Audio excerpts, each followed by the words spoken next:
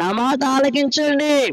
నేనేం చెప్తున్నానో ఆలకించండి, నేనేమి మిమ్మల్ని చేయమంటున్నానో ఆలకించండి, నేను మిమ్మల్ని ఎలా బ్రతకమంటున్నానో మీరు ఆలకించండి, మీరు ఎలా బ్రతికి ఇతరులకు సాక్షులుగా జీవించాలో నేను చెబుతూ ఉన్నాను,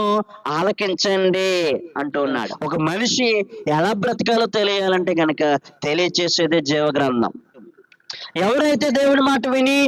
వాక్యాన్ని అంగీకరించి ఆయన మార్గాన్ని గైకొని తెలుసుకొని వారంటండి ధన్యులంటండి, వారి జీవితాలు బాగుంటాయంటండి, వారి జీవితం నెమ్మదిగా ఉంటుందంటండి, వారి జీవితం ప్రశాంతంగా ఉంటుందంటండి, వారి జీవితంలో అలజడి ఉండదంటండి, వారి జీవితంలో గందరగోళం ఉండదంటండి. దానికి కారణం ఏంటయ్యా అంటే ఆయన మాట విన్నారు గనుక, దానికి కారణం ఏంటయ్యా అంటే ఆయన వాక్యం అంగీకరించారు గనుక, దానికి కారణం ఏంటయ్యా అంటే ఆయన మార్గాన్ని తెలుసుకొని ఓహో ఈ బ్రతుకు మనం బ్రతకకూడదు, ఈ మాటలు మనం మాట్లాడకూడదు, ఈ చూపులు మనం చూడకూడదు, ఈ